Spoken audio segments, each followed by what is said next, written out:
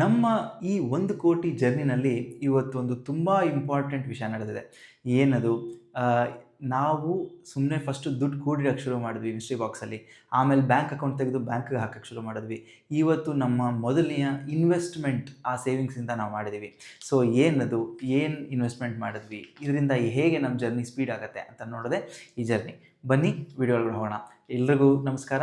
ನಾನು ವಿನೋದ್. ಇದು ನನ್ನ ಚಾನಲ್, ನನ್ನ ಆರ್ಥಿಕ ಹಾದಿ. ಆಹ್ ಇವತ್ತಿಗೆ ಕರೆಕ್ಟಾಗಿ ಈ ಜರ್ನಿನ ನಾವು ಶುರು ಮಾಡಿ 105ನೇ ದಿನ, 105th ಡೇ. ಸೊ ಒಂದು 100 ದಿನ ದಾಟಿ ಬಂದಿದ್ದೀವಿ. ಟೋಟಲ್ ಸೇವಿಂಗ್ಸ್ ಅಂದಾಜು 69,000-70,000 ಸಾವಿರ ಮಾಡಿದ್ದೀವಿ. ಮೂರನೇದು, ಈ ಜರ್ನಿಗೆ ಅಂತ ಒಂದು ಡೆಡಿಕೇಟೆಡ್ ಬ್ಯಾಂಕ್ ಅಕೌಂಟ್ ಇದೆ. ಸೊ ಇದೇ ಒಂದು ದೊಡ್ಡ ಮೈಲ್ ಸ್ಟೋನ್. ಪ್ಲಸ್ 95 ಸಬ್ಸ್ಕ್ರೈಬರ್ಸ್ ಬಂದಿದ್ದೀರಾ ಈ ಜರ್ನಿನಲ್ಲಿ.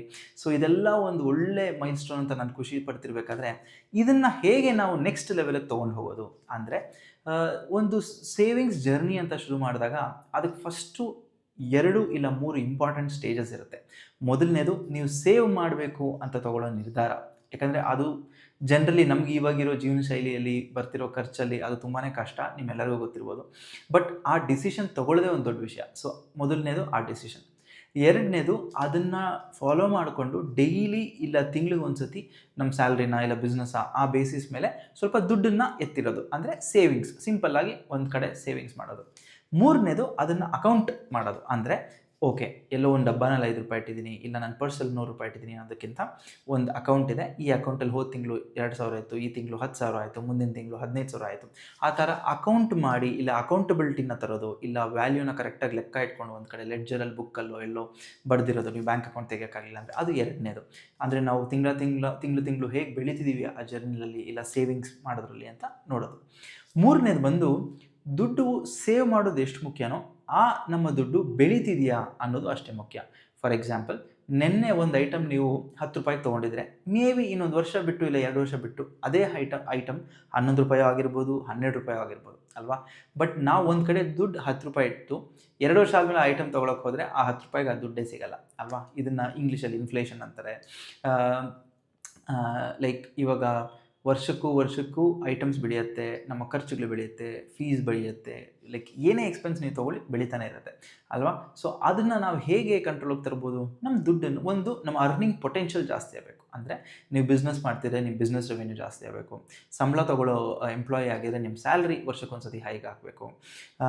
ಪ್ಲಸ್ ಇದು ಅಲ್ಲದೆ ಇನ್ನೇನು ಮಾಡ್ಬೋದು, ನಮ್ಮ ಹತ್ರ ಇರೋ ದುಡ್ಡನ್ನು ಹೇಗೆ ನಾವು ಬೆಳೆಸ್ಬೋದು ಅಂತ ನೋಡ್ಬೋದು. ಕರೆಕ್ಟಾ?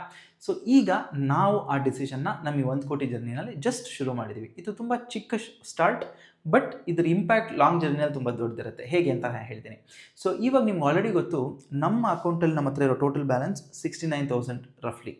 ಅದರಲ್ಲಿ ನಾನು ಏನು ಮಾಡಿದ್ದೀನಿ ಅಂದರೆ, ಅದೇ ಅಕೌಂಟಲ್ಲಿ ಹೋಗ್ಬಿಟ್ಟು 35,000 ಲಾಸ್ಟ್ ವೀಕ್ FD ಮಾಡಿದ್ದೀನಿ. ಸೊ ಅದನ್ನು ಹೇಗೆ ಮಾಡಿದ್ದೀನಿ ಅಂದರೆ, at 7.4% interest per annum, and maturity ಬಂದು 10ನೇ ಫೆಬ್ರವರಿ 2029 ಆಗುತ್ತೆ.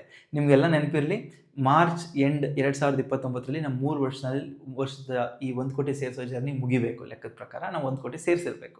ಸೊ ಇದು ಬಂದು 10ನೇ ಫೆಬ್ರವರಿ 2029ನೇ ತಾರೀಕು ಮೆಚ್ಯೂರ್ ಆಗುತ್ತೆ. ಆಮೇಲೆ ಆವತ್ತು ನಮ್ಗೆ ಎಷ್ಟು ಬರುತ್ತೆ? ₹42,576 ಬರುತ್ತೆ. ಸೊ ಇವಾಗ ನೀವು ಇದರಲ್ಲಿ ಒಂದು ಇಂಟ್ರೆಸ್ಟಿಂಗ್ ಪಾಯಿಂಟ್ ಏನು ನೋಡಿದ್ರಿ, ಈ 35,000 ನನ್ನ ಅಕೌಂಟಲ್ಲಿ ಇಟ್ಟಿದ್ರೆ, ಇಲ್ಲ ಮಿಸ್ಟ್ರಿ ಬಾಕ್ಸಲ್ಲಿ ಇಟ್ಟಿದ್ರೆ, ಇಲ್ಲ ಎಲ್ಲೋ ನನ್ನ ಬೀರೂನಲ್ಲೋ ವಾಟರ್ ಬಾಲ್ ಇಟ್ಟಿದ್ರೆ, ಆ 35,000 ಮಾರ್ಚ್ 2029ನೇ ತಾರೀಕಲ್ಲಿ ನಾನು ಚೆಕ್ ಮಾಡಿದಾಗಲೂ ಕೂಡ, ಆ ತಿಂಗಳಲ್ಲಿ ಚೆಕ್ ಮಾಡಿದಾಗಲೂ 35,000ನೇ ಆಗ್ತಿತ್ತು. ಇವಾಗ ನಾನು ಏನು ಮಾಡಿದೆ, ನಾನೊಂದು FD ಹಾಕಿದ್ದೀನಿ. ಸೊ ಇವಾಗ ಏನಾಯಿತು, ಬೈ ಡಿಫಾಲ್ಟ್ ನನ್ನ ಈ 1,00,00,000 ಜರ್ನಿನಲ್ಲಿ ಆಲ್ಮೋಸ್ಟ್ ಅಂದಾಜು ₹7,576 ಫ್ರೀಯಾಗಿ ಬಂತು. ಅಂದರೆ ಆ ದುಡ್ಡು ಅಷ್ಟು ಬೆಳೀತು. ಏನಕ್ಕೆ? ನಾನು FD ಹಾಕಿದ ಕಾರಣ. ಸೊ ಈಗ ನನಗೆ ಆ ₹7,000 ನನ್ನ ಕೈಯಿಂದ ಹಾಕಿ ಈ ಜರ್ನಿನಲ್ಲಿ ಸೇರಿಸೋ ಒಂದು ನೆಸೆಸಿಟಿನೇ ಇಲ್ಲ ಅಲ್ವಾ. ಆಟೋಮೆಟಿಕ್ಕಾಗಿ ಅದು ಬಂದುಬಿಡುತ್ತೆ. ಸೊ ಇವಾಗ 1,00,00,000ನಲ್ಲಿ ಇನ್ನೂ 7,000 ನಾವು ಆಲ್ರೆಡಿ ಸೇರಿಸಿದ ಲೆಕ್ಕ ಬಂತು. ಕರೆಕ್ಟ್? ಸೊ ಇದನ್ನೇ ನಾನು ಹೇಳೋದು, ಇನ್ವೆಸ್ಟ್ಮೆಂಟ್ ವ್ಯಾಲ್ಯೂ ಇದು.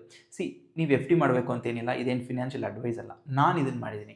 ಸ್ವಲ್ಪ ಜನ ಬಿಸ್ನೆಸ್ಗೆ ಹಾಕ್ತಾರೆ, ಸ್ವಲ್ಪ ಜನ ಮ್ಯೂಚುವಲ್ ಫಂಡ್ಸ್ ಮಾಡ್ತಾರೆ, ಸ್ವಲ್ಪ ಜನ RD ಓಪನ್ ಮಾಡ್ತಾರೆ, ಸ್ವಲ್ಪ ಜನ ಪೋಸ್ಟ್ ಆಫೀಸಲ್ಲಿ ತುಂಬ ಸ್ಕೀಮ್ಸ್ ಓಪನ್ ಮಾಡ್ತಾರೆ. ಆ ಥರ 1000 ಸ್ಕೀಮ್ಸ್ ಇದೆ.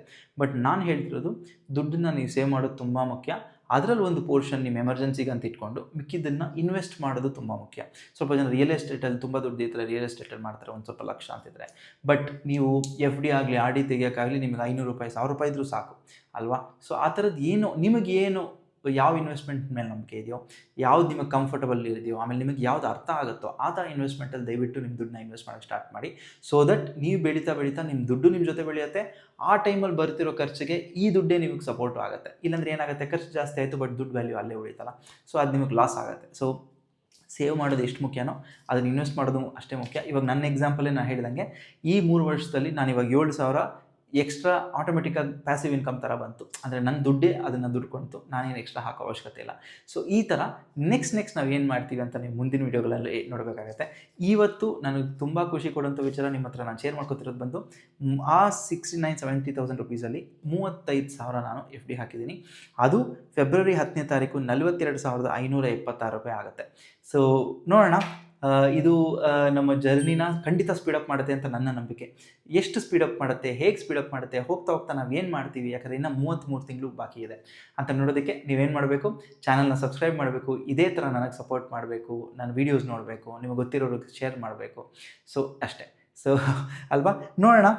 ನನಗೆ ಯಾಕೋ ನಮ್ಮ ಜರ್ನಿ ಹೋಗ್ತಾ ಹೋಗ್ತಾ ತುಂಬ ಇಂಟ್ರೆಸ್ಟಿಂಗ್ ಆಗ್ತಿದೆ ಅನಿಸುತ್ತೆ. ನಿಮಗೂ ಹಂಗೆ ಫೀಲ್ ಆಗ್ತಿದೆ ಅಂತ ನಾನು ಭಾವಿಸ್ತೀನಿ, ಆಮೇಲೆ ನಂಬ್ತೀನಿ. ಸೊ ಇದೇ ಥರ ನಿಮ್ಮ ಟೈಮ್ನ ಕೊಟ್ಟು ಯಾವಾಗಲೂ ನನ್ನ ವೀಡಿಯೋ ನೋಡೋದಕ್ಕೆ ನಾನು ಯಾವಾಗಲೂ ಹೇಳೋ ಥರ ತುಂಬ ಧನ್ಯವಾದಗಳು. ಸೊ ನಾನು ವಿನೋದ್, ಇದು ನನ್ನ ಚಾನಲ್, ನನ್ನ ಆರ್ಥಿಕ ಹಾದಿ. ಮತ್ತೆ ಮುಂದಿನ ಒಂದು ಒಳ್ಳೆ ವೀಡಿಯೋನಲ್ಲಿ ನಾನು ನಿಮ್ಮನ್ನು ಮೀಟ್ ಮಾಡ್ತೀನಿ. ನಮಸ್ಕಾರ.